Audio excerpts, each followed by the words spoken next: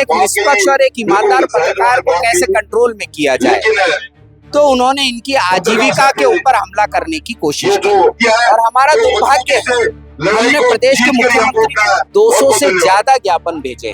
IFW जो पिछले लंबे समय से पत्रकार सुरक्षा कानून की मांग कर रहा है, ये मांग किसी एक व्यक्ति के लिए नहीं। 22 साल से 1 रुपए का देनदारी अगर प्रशासन निकाल करके दिखा दे तो हम अपना दावा वैसे ही छोड़ देंगे। नमस्कार दोस्तों, मैं सुशीला सोनी। अक्सर कहा जाता है कि लोकतंत्र का जो चौथा स्तंभ है वो पत्रकार है।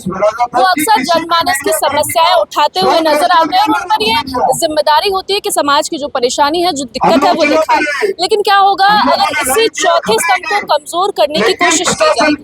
हम यहाँ अभी जयपुर के शहीद स्मारक पर मौजूद है, जहाँ Indian Federation of Working journalist की तरफ से एक विरोध प्रदर्शन आज किया जा रहा है। और विरोध प्रदर्शन किसी आम आदमी द्वारा, किसी पीड़ित वर्ग द्वारा नहीं है, लेकिन पत्रकार द्वारा।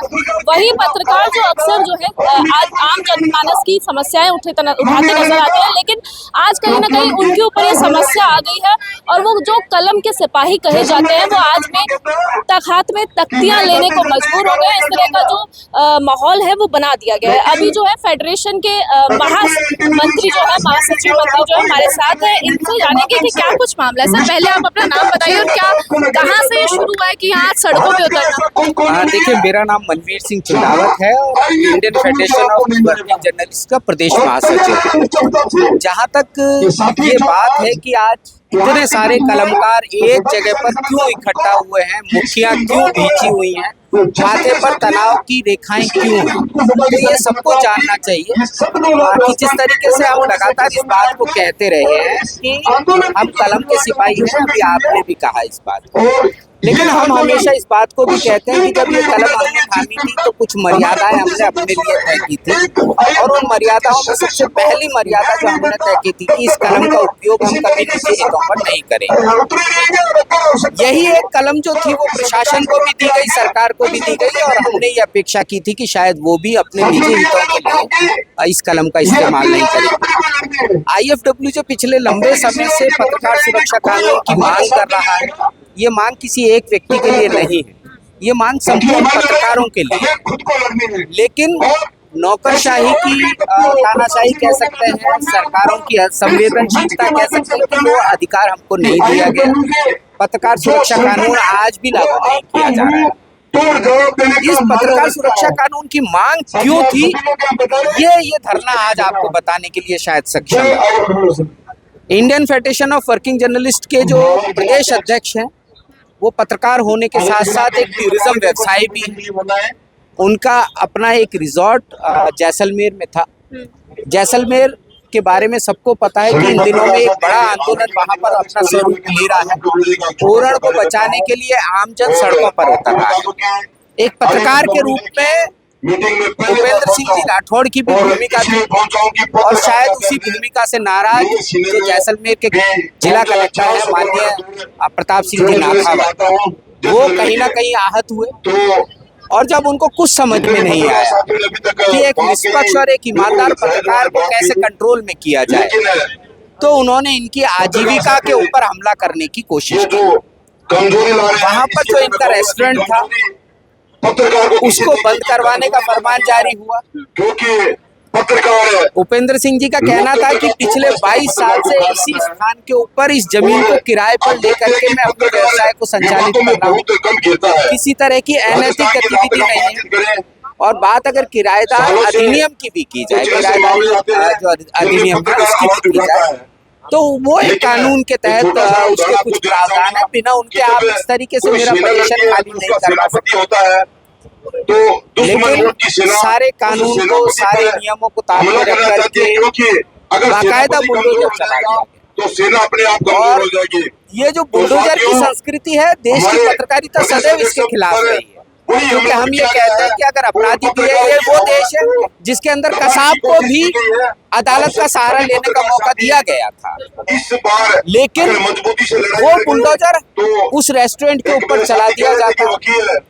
प्रदेश भर का पत्रकार जैसलमेर में जमा होता है, कलेक्टर साहब को फिर याद दिलाने की कोशिश करता है कि साहब कलम का दुरुपयोग मत करो, निजी दुश्मनी के लिए इस तरीके से पत्रकारिता पर अगला बर्दाश्त नहीं होगा। अगले दिन एक बार फिर बुलडोजर चला दिया जाता है, पूरी संरचना को नेस्तनाबूद कर दिया जाता है। ये जो चीज है ये एक संकेत है कि अगर आप सच बोलने की कोशिश करोगे तो आपको सच को दबा दिया जाए। और हमारा दुर्भाग्य है, हमने प्रदेश के मुख्यमंत्री को 200 से ज्यादा ज्ञापन भेजे हैं। कब से शुरू हुआ ये ज्ञापन भेजने का जो सिलसिला था? ये लगातार पिछले सितंबर से सारी जो गतिविधियां हैं वो चल रही हैं। जब एक दबाव बनाने की कोशिश हुई, हमको महसूस हुआ कि ये हमला हो रहा है, हमने तब से राजनेताओं को जगाने की कोशिश की। प्रदेश के सभी 41 जिलों में हमारी जो इकाई है, जिला कलेक्टर के माध्यम से मुख्यमंत्री को ज्ञापन भेजा गया। सभी उपखंड इकाइयों ने में ज्ञापन भेजा गया। देखिए, इस बात को समझिए कि Indian Federation of Working Journalist प्रदेश का वो पत्रकार संगठन है जो लगभग 5,500 पत्रकारों का प्रतिनिधित्व करता है पूरे देश से, पूरे राजस्थान से। इंडियन फेडरेशन तो राजस्थान से बाहर, पूरे राजस्थान पूरे देश में है, लेकिन आज हम क्योंकि स्थानीय मुद्दों को लड़ रहे हैं, पूरे देश में हमारी इकाइयां हैं, लेकिन राजस्थान के अंदर 5,500 पत्रकार इस बैनर के नीचे जमा है। जहाँ तक उसके बावजूद अगर सरकार नहीं सुन रही है ऐसा कोई तो फिर हमको लगता है कि कहीं ना कहीं असंवेदनशीलता है। जिम्मेदार लोगों ने कान में कहीं ना कहीं मौन डाल रखा है, उस मौन का पिघलना जरूरी है। और अगर नहीं पिघला तो आप इस बात को समझने की कोशिश कीजिएगा कि दबी हुई और कुचली हुई पत्रकारिता समाज का भला नहीं कर सकती। एक सवाल हो रहेगा, जिला कलेक्टर के बारे में यहाँ पे लगातार बातें की जा रही है कि उनके जो है ऑर्डर पर इस तरह का जो एक्शन रिजॉर्ट पर लिया गया, सबसे ज्यादा अकाउंटेबिलिटी उन्हीं की मानते हैं? बिल्कुल सीधे तौर के ऊपर अकाउंटेबिलिटी उन्हीं की है, क्योंकि उनसे प्रत्यक्ष रूप से 3 बार वार्ता की गई। क्या कुछ जवाब? उनका सीधे तौर पर कहना था कि नहीं, आपको तो ये खाली करना पड़ेगा। और इतने सालों में ऐसा कुछ नहीं था, ये पहले 22 साल से 1 रुपए का देनदारी अगर प्रशासन निकाल करके दिखा दे तो हम अपना दावा वैसे ही छोड़ देंगे। अगला कोई कदम हमको उठाने की जरूरत नहीं है। उपेंद्र सिंह जी राठौर से मैं पूछने की भी जरूरत महसूस नहीं करता।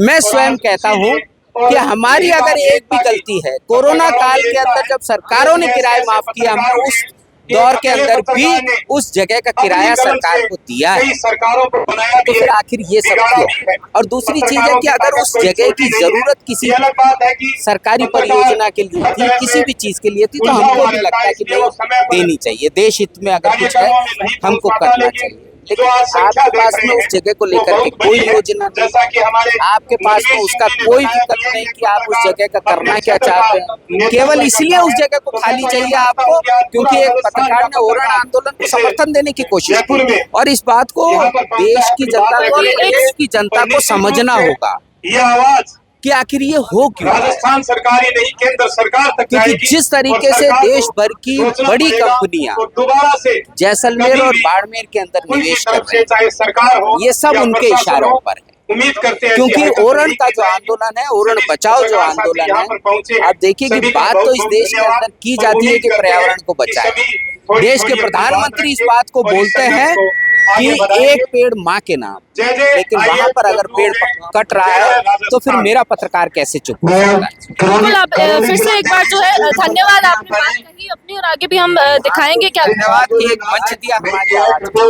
लोकतंत्र का चौथा स्तंभ और कलम के सिपाही, साथ ही एक ऐसा जो है हिस्सा जो कि मजबूत होना चाहिए, क्योंकि अगर ये मजबूत नहीं होगा तो कहीं ना कहीं जो परेशानियां हैं समाज में वो बढ़ती जाएगी। आज ये जो चौथा स्तंभ था वो खुद मजबूर है कि वो सड़कों पर उतरे और अपने जो मामले हैं, जो अत्याचार हो रहा है उसको लेकर आवाज उठाए। तो ये एक गंभीर मुद्दा था जो हमने आपको समझाने की कोशिश की है। क्या कुछ मामला था वो आपने सुना, और अब ये गंभीर मुद्दा है, इस पर सोचने की जरूरत है और ज्यादा क्या कुछ संज्ञान लिया जाएगा वो भी अपडेट आती रहेगी, आपको दिखाते रहेंगे। मैं मेरे सहयोगी दीपेंद्र के साथ सुशीला सोरी, जयपुर से।